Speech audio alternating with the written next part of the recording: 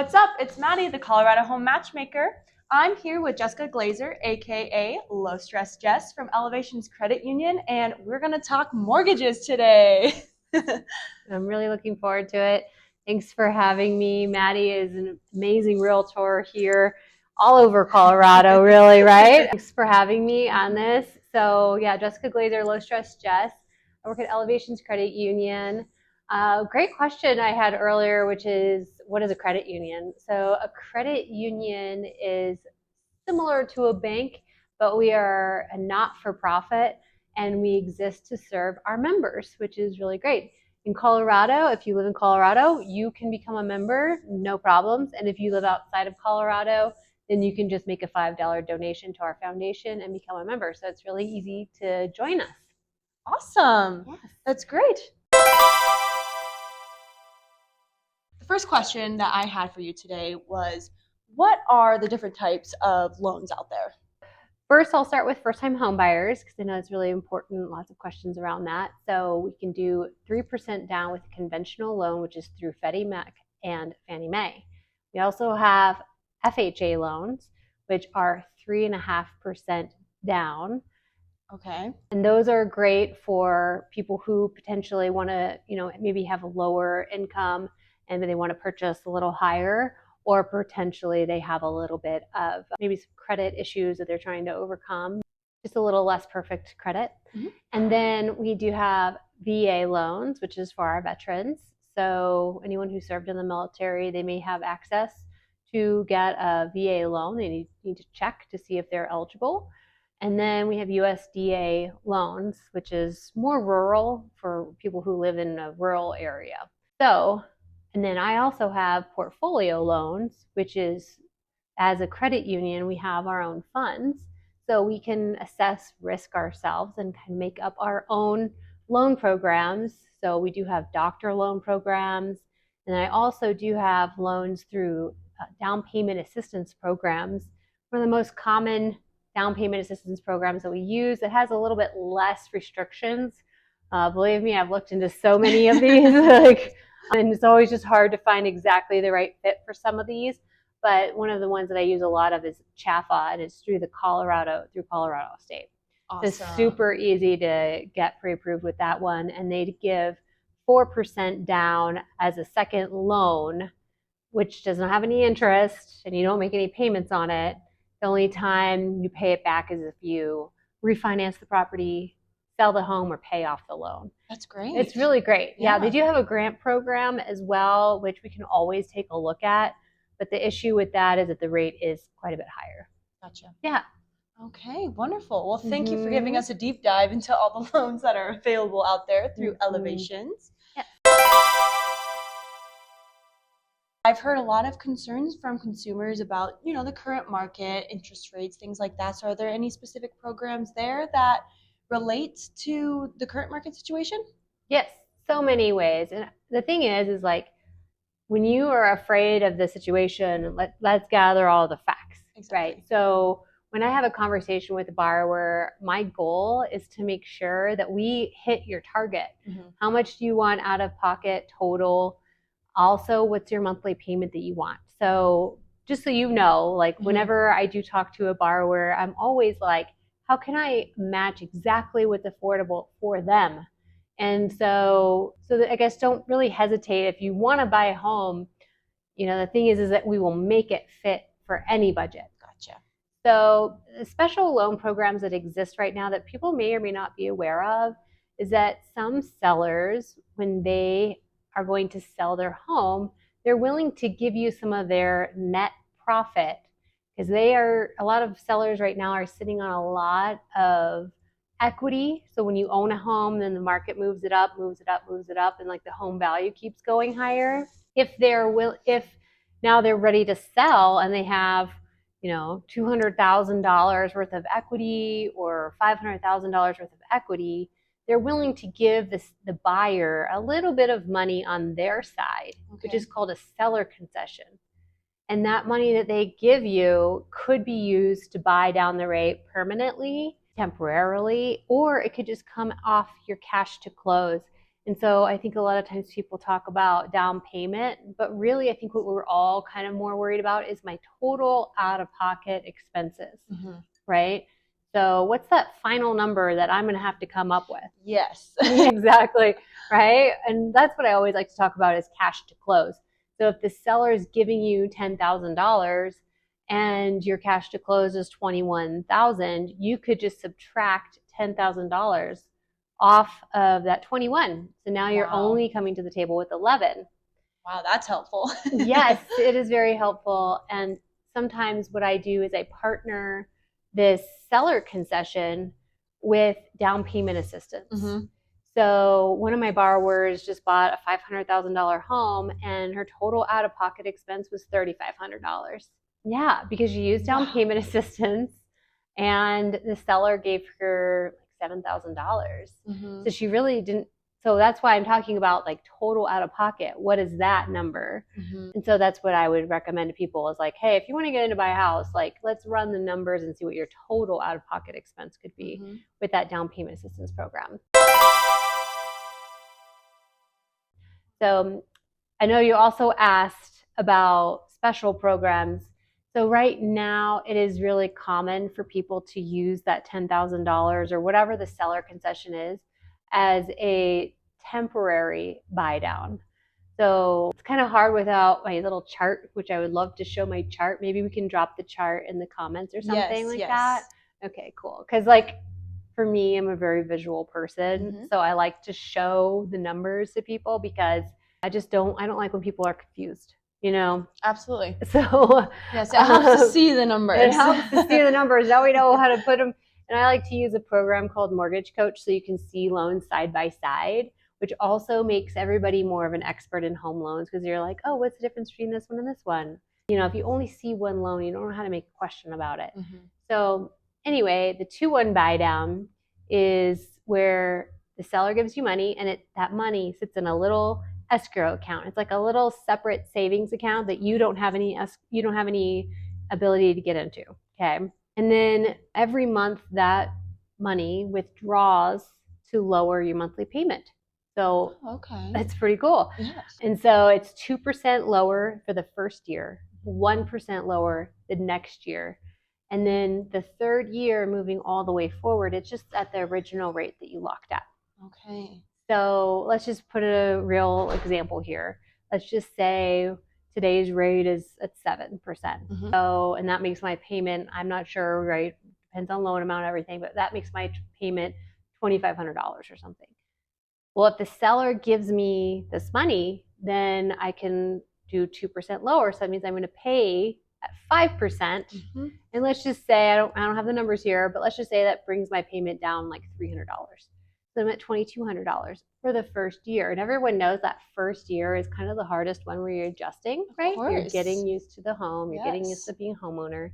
And so after that first year, then it's going to go up from there. It can go up to 6% is what you're going to feel on your monthly payment. So maybe it bumps up to like $2,400. And then the third year and all the years after, it will be at that original rate. But the best part, this is like the best part that I absolutely love, is like, let's just say between year 2 and year 1 that there's an opportunity for you to do a refinance, and that would ultimately lower that original rate for you. Well, if you do that, whatever money is sitting in that little escrow account that you don't have access to, that gets deposited towards your loan balance. So you don't lose the money. Yeah. And most of the time you do lose the money?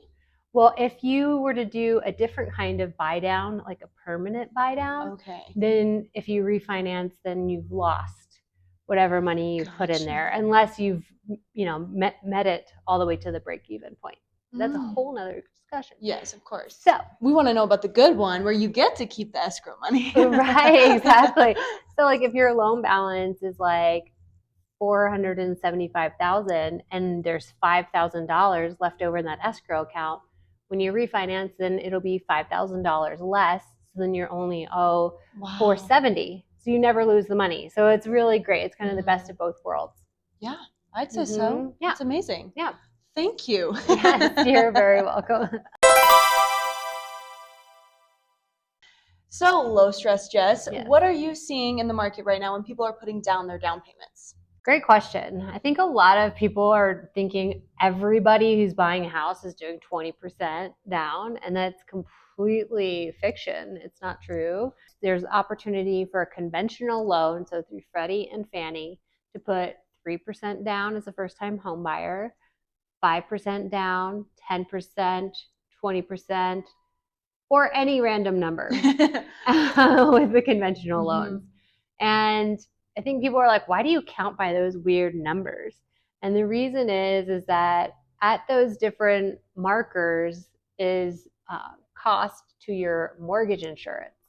So if you have less than 20% down, then you're going to pay mortgage insurance.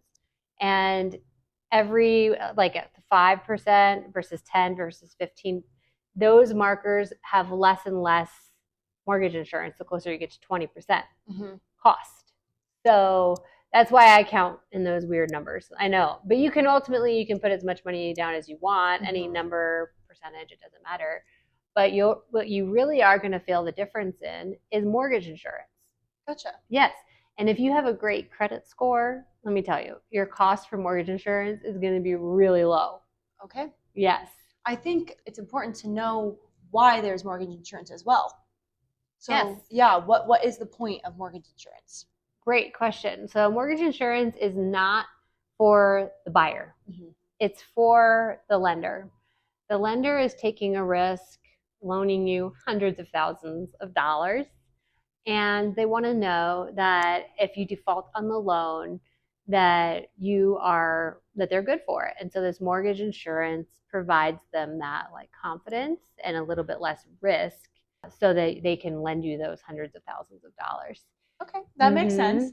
Yeah, so that's part of it. And so if you have a good credit score, let's just say you have an 800 credit score and you want to put 10% down, your mortgage insurance could be like less than $100 a month. It could be $75 a month, which the difference between 10% and 20% could be $100,000. Yeah. Wow. Depending on how big of a home you're trying to buy. So if you're asking, something I think about a lot is I'm like, okay, I show this to my borrowers. I'm like, okay, look, for $100 a month, you can keep $100,000 in your bank account. Wow. I'd say yes to that. Yeah, exactly. And maybe that money is sitting in an asset account of some kind, and it's earning anywhere from like 7 to 14% interest. So I bet it's more than making up for that $100. So just something I like to think about, not your traditional discussion about, how much, 3 to 5, whatever, but more so looking at like the whole picture as far as your financial wellness and what makes sense to do. Okay. Awesome. Yes. Is there anything else about down payments that we should know right now? Yes. So with FHA is a government loan. It's 3.5% down minimum. You can put more down also. And then with VA, it's 0% down minimum. That's amazing. Yes, exactly. So with mortgage insurance, how long do people have to normally pay that? That's a really great question. So the mortgage insurance will automatically fall off once you are at 20% equity as far as the amortization schedule goes. But there are other ways that it can come off the loan. I think a lot of people think, oh, it only comes off after 10 years of making my payments or whatever. That's not true. That's one way it comes off. The other way it can come off or even adjust, which I like, is when your home value goes up. Let's just say you put 3% down. Okay. And in Colorado, our home values go up about 4% for single family homes every year. Wow.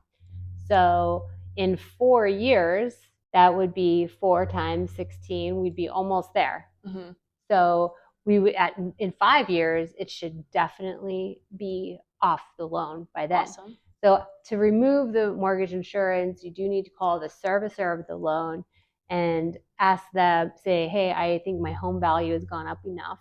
And they will send out an appraiser usually, and they will evaluate that. There is a little small fee involved in taking it off, But that is definitely one way. The other thing is when you do a refinance, which most people are going to be refinancing their homes, which is why it's great right now, because in the next few years, you're just going to be doing a couple refinances to lower the interest rate when lower interest rates are available. And so at that point, I'm going to be looking at your appraisal. I'm going to be looking at the value of your home. And if the value of your home has gone up, you put 3% down, let's say it's gone up to 4%, and we've got 7% in the house. Now I can lower your mortgage insurance down to that 5% marker, right? And so then let's say 2 years or 3 years goes by. Again, I'm going to lower your mortgage insurance with every refi, most likely. Wonderful. I know. Gosh, yes, people, you marry the price of your home, not the interest rate. So Exactly. don't let interest rates scare you, because refinancing is out there. Yes, and I like to do a calculation. I'm like, so what if your mortgage insurance is costing you like $75 a month, and you pay that for 24 months? That's not a ton of money versus taking a huge lump sum of cash and dumping it into the house and losing out on the ability to earn interest. That's different. And then also these people who are deciding to wait to buy to avoid mortgage insurance, it's just really tough for your savings to be as consistent and build as the market, because the home values keep going up 4%, and you're chipping away, you're doing your best, but you may not get ahead of it. In the meantime, you're missing out on all of that appreciation, which there's just sometimes like a mental block there. I totally get it. But at the same time, like missing out on these booms too, like where our homes values go up by 10% sometimes. That would be a huge loss. Yes. Right now is not the worst time to buy, like people think, just because home prices are lower than they've been, and it's a good time to get in. Yes, interest rates seem like they may be up there, but when you look at the history, we're not doing too bad. Yeah. One thing I like about the scenario we are in at the moment is whatever your payment is now, we're just going to be able to chip away at it. Boom, boom, boom.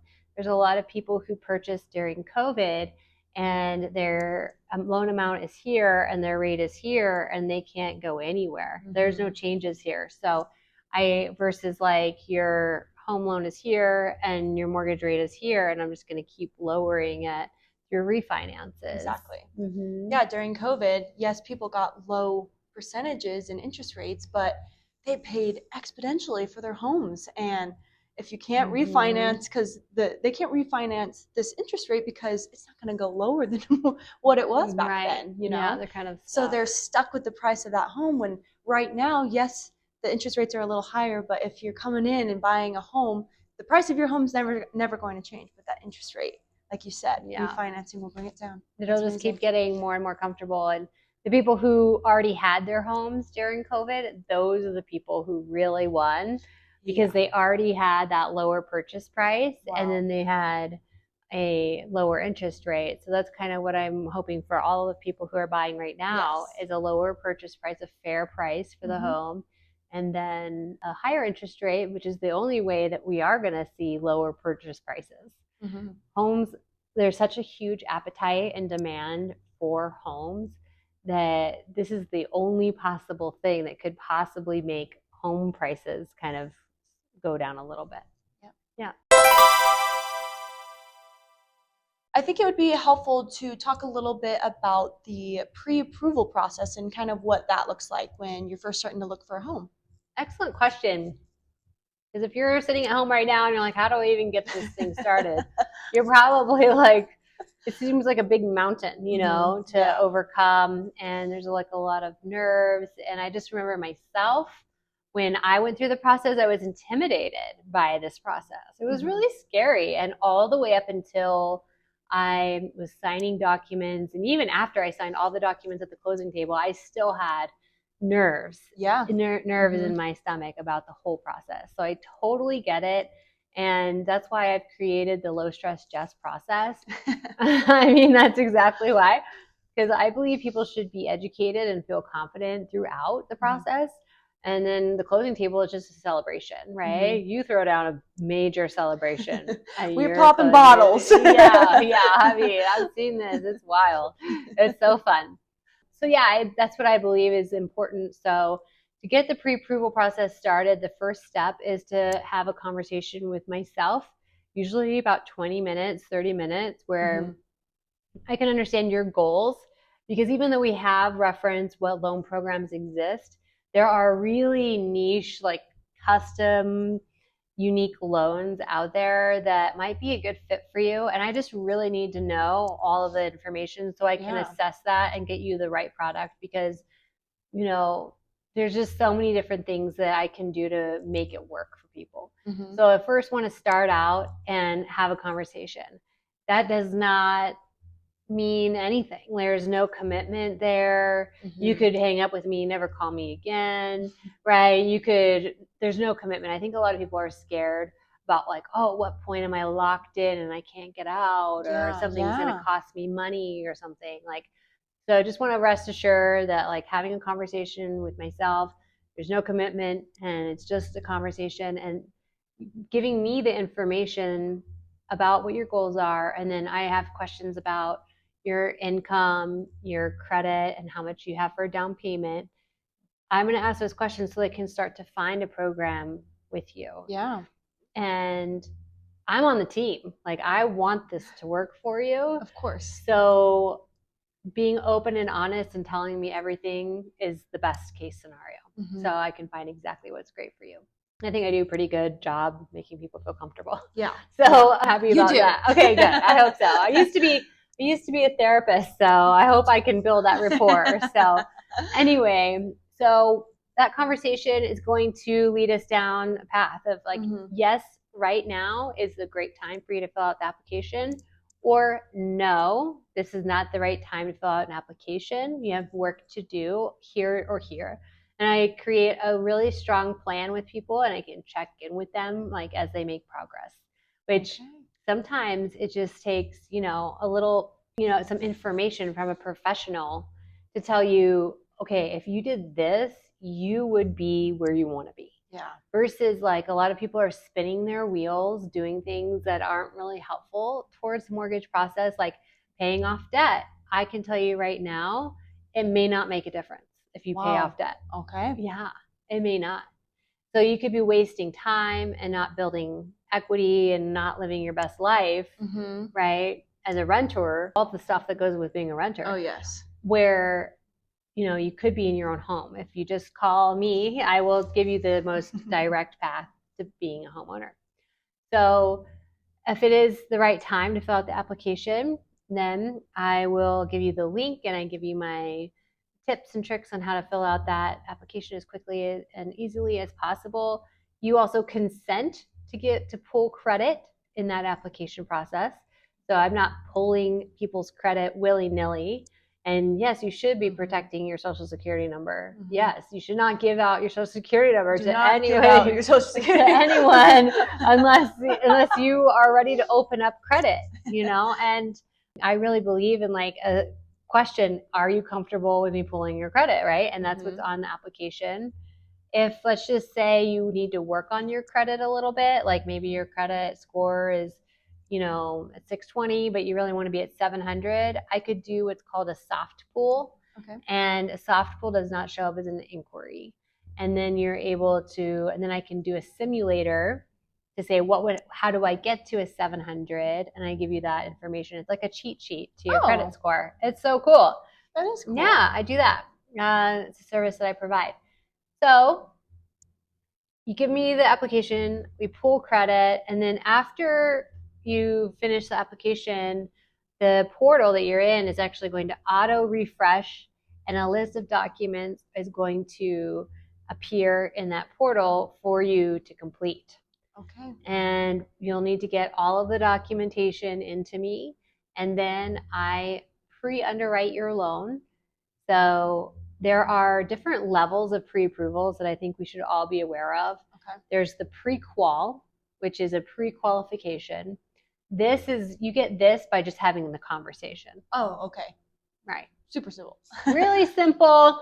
And it's not really a real loan. It's not. Okay. Because the devil is in the details, right? Like, and basically it's like, you told me you make money, I believe you. Oh, okay. Right. Or you No told fact me, checking yeah, you yet. told me Okay. you have a 780 credit score. I believe you. Here's your letter. So pre-qual is basically just stated information. Okay. So then there's a pre-approval, which is I've got the application, I've pulled credit, maybe I have some documents. And then there's the last level, which is pre-underwritten and underwritten right here, which is what I do. I don't like sadness. I don't like disappointment. I don't know anyone who does. Yeah. I don't like stress either. I'm low stress, Jess. Of course. Right. We're trying to keep it as easy and smooth as possible. Exactly. So believe me, the smallest detail in your loan could throw off the entire thing. And that's just not how I roll. So I get all of the documents. I make sure that like all the documents meet a loan program and meets all of the guidelines, all of the rules, which there are hundreds, thousands of pages of rules that I need to know in my head. And then I go check them again to make sure that the rule is accurate. And then I do another step, which I send it in to the underwriter at Elevations Credit Union, and they review it and they give us the stamp of approval. So that's a much more solid loan than the pre-qual. It's like, what's your credit score? Oh, it's 800. Okay, I trust you. No, I pull your credit and I trust it, and then I see the number, and then we write the pre-qual. Which is better for everyone in this process, for the person trying to get approved and everything, because it's all up front and you have a great idea of what you can afford. Exactly, because there are small little changes in that maybe you're like, oh, it doesn't make a big difference.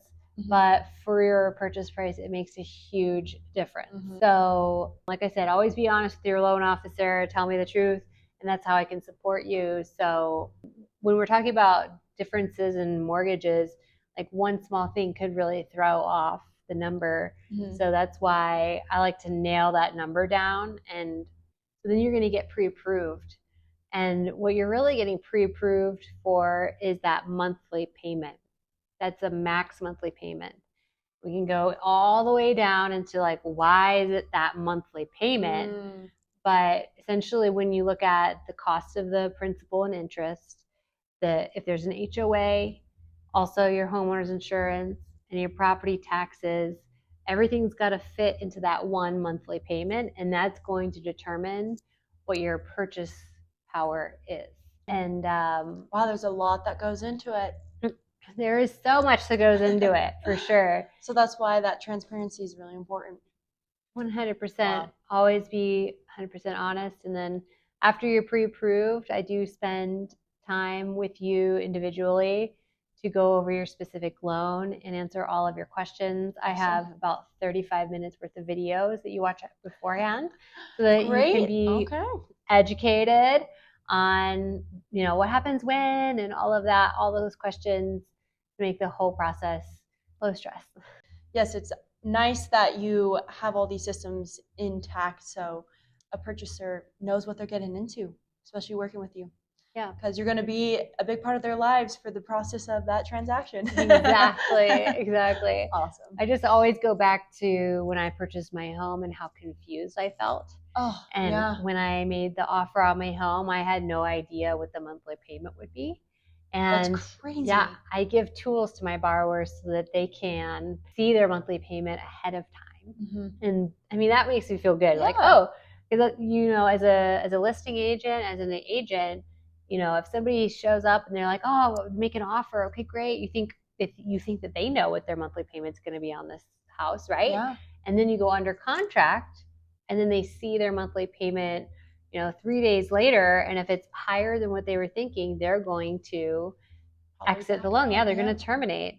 So you also want them to see their payment ahead of time so that they feel really comfortable. Yes. There's so many different parties that go into the transaction of a home, and that transparency makes the process go smoother because in the end, you don't want anyone to get screwed over. You don't want the seller to have all their stuff packed out ready to move, then the contract terminates because something happened on the loan side. So it's great that you have those processes. So everyone knows what they're getting into when they sign that contract. Exactly. And when I work with a selling agent, so, the person who the home is for sale and the agent that's representing that listing, when I tell the listing agent, I'm like, hey, I have underwritten this loan. Like the underwriter has seen this loan already and they've already approved it. Like that's huge for them. Yes. Versus, oh, I have a pre-qual from X bank. Like, the difference, right? You're like, okay, this person has all their docs in, they're serious, they're pre-underwritten, they've seen their payment, they've been educated. They're not going to terminate based off of this huge section of the contract, which is lending. They're not going to exit the contract because of lending. They may exit on inspection, but they're not going to exit this contract on lending, which is a huge checkbox for them. So I like to give them that certainty, and it does help my buyers get under contract more frequently because they've done all of the work up front. Yes.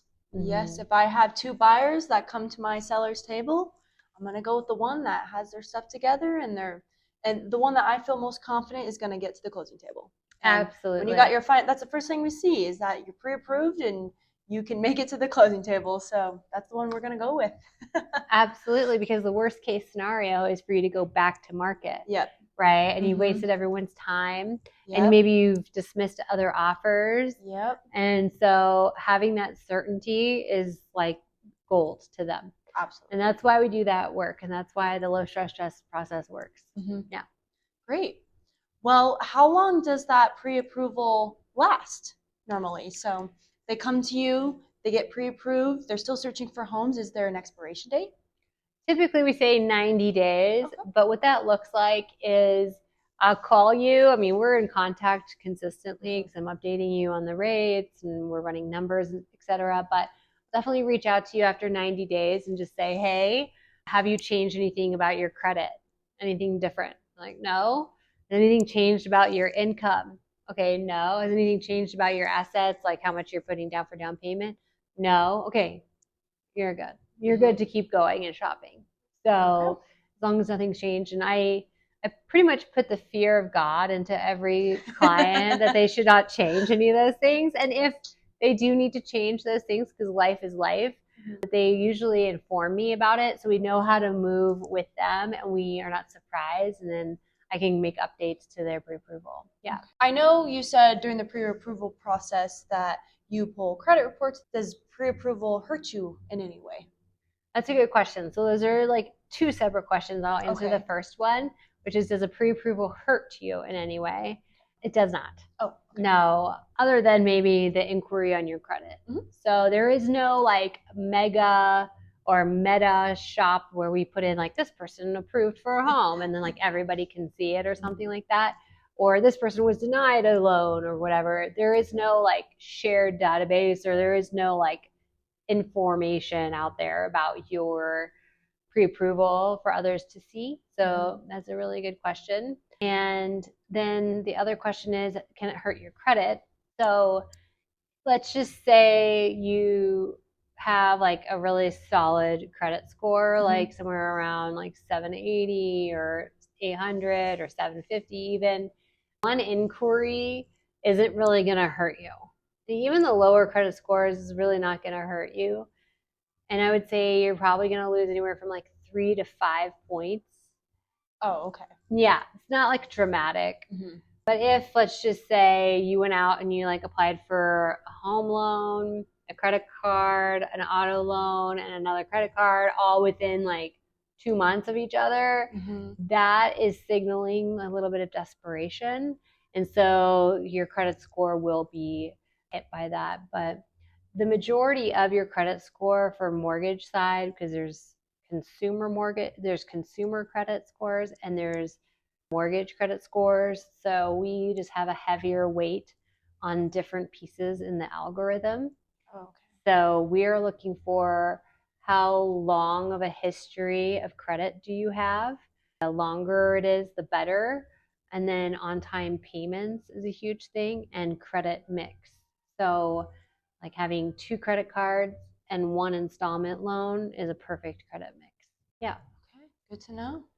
I know I could talk about this forever. Of course. There's so much that goes into the lending world, man. I know. So It's a much. lot. It's so Yes. much. Yes, you know, you have to know a lot in your Yes. position. And Yes. it's good that you have all of these educational tactics lined up and everything because it could be overwhelming. I can see where people are like, Well, it's taken a long time to refine the process, and it continually is getting refined. mm-hmm. And that's because I believe we can always get better. So Jess, can you explain the refinancing process and exactly what it is so we understand better? Excellent question. I get this a lot because we are talking about refinancing so often. People are like, well, what does that even mean? Because, it sounds like a big process and it's kind of a scary word. yeah, I guess. I mean, and if you're going to be locking in a lower rate or a higher rate, you want to know that a lower rate is possible and how do you even get there? I totally get it. So there are multiple kinds of refinances. But for the most part, what I think is most likely to happen for a lot of people is to go through a rate and term refinance. So a rate, right? The interest rate, and term being how long is the loan going to be going for? What are the terms of that loan? So you can, if it's beneficial to you, you can process a rate and term refinance. There's also cash out refinance. There's a streamline FHA refinance. There's a lot of different options. So let's just stick with rate and term for right now because it's most likely to be the case. I'm actually trying to work with a buyer right now who has 7.5, and I did the calculations to see, yes, she would benefit from a refinance down to 7 because her loan amount is pretty big, a big loan amount. She's going to save like $250 a month in interest savings alone and $88,000 over the life of the loan. Wow. Yes. Wow. So those are big numbers. You can't really like, oh, I don't want to save that money. No. So essentially what happens is after you close the loan, then we're going to keep an eye out for a refinance. And typically we do like to wait 5 to 6 months to do that. That would be their first opportunity to refinance. At that time, if their lower rate is available, then we could do the calculations to see, okay, how much are we going to save on interest alone every month? And then how much are we going to save on the life of the loan? So do the calculations, I send it off, and if you agree that, hey, yeah, I do want to save this money, then you fill out an application, and I'm going to look at credit again for the conventional loan rate and term. I'm going to look at credit. I'm also going to look at the value of the home. Like, has the value of the home stayed steady? Has it increased? All of that. And then the next part is just getting it qualified. We don't need any assets. We don't need any money necessarily to really check on because essentially most of the time you're going to bring maybe 1 month's payment to closing table. So that's everyone can make 1 month's payment, right? So, and then after you close the loan, you get to skip a month's payment. So it kind of like nets out as 0. And then also when you close on one loan, you're starting a new loan, right? So you're closing and you're starting a new loan. I don't know if you remember, you need to reference back our escrow account conversation. Go back to that video. But remember, we all escrowed, right? Escrowed, and we put this money in this account somewhere. Well, when you refinance, you're stopping that loan and you're starting a new loan. So that escrow account, also the money comes back to you, whatever's in there. Great. So in many cases, it could be in your favor, right? To have a couple $1,000 back in your pocket. Yeah. It just depends on what's in that escrow account. So one thing that's interesting about a refinance is that sometimes we will lock in the rate before we go down the approval place first. When we're going through a purchase, right? When you're buying the home, first you get approved if you're doing it the low stress Jess way. The low stress Jess process is get approved first and then go shopping. But if with a refinance, you lock in the rate because we don't know how long that rate is going to be available, and then we go through the approval process. So then I get a few documents like pay stubs and income related documents. And then we close the loan. We can kind of, there's a lot less deadlines. There's no deadlines because I mean, we can do this on our own time, right? There's no other party to be aware of with a purchase. There's like, what do you think? Like 35 deadlines on the contract sometimes? Yeah, there's a lot. There's a lot. So it can be a lot calmer because of that. And yeah, that's basically what a refinance is. It's pretty simple, actually. Yeah, it's simple when you get down to it. That's for sure. And worth it. Yeah, totally worth it. And we make sure it is. Like, honestly, if it's no benefit to you, then we wouldn't even do it. Of course. Right. So I know you mentioned that when you go to refinance for someone, you look back at their credit report, you look to make sure that the value of their home is increasing steadily. So what if you come across a home where the price has, or the value has decreased, or it's not on an upward scale right now? That's a really good question. So if that was the case, we would have to look at other loan structures perhaps just to see if there's a way to make it work. It's going to have a lot to do with how much money they put down on the home and to see if there's still that part to like work with. So if it comes in lower, then we could go back to the appraiser and say, hey, we disagree with this appraisal. So we can actually submit a rebuttal to the appraiser if we want and just come up with new comps. I also have a program called Value Check so that I can see the value of the home, or at least in like an estimation, before we even process a refinance. So we don't have to get all the way through the process and then be surprised by an appraisal. Gotcha. Yeah. It's not a no if the home has gone down. It's a let's restructure this conversation. Okay. Well, thank you so much, Jess, for all the great information. We learned so much today about the lending world.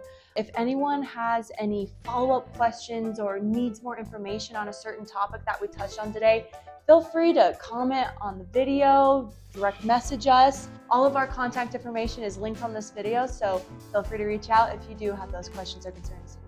Thank you again for having me. It's been a real pleasure. And of course, I'm always trying to hear like what are people's questions, so please send your questions. Yes. Yeah. Awesome. So helpful. Yeah, great. You're so helpful. Well, thank you. Thanks, Maddie. Bye.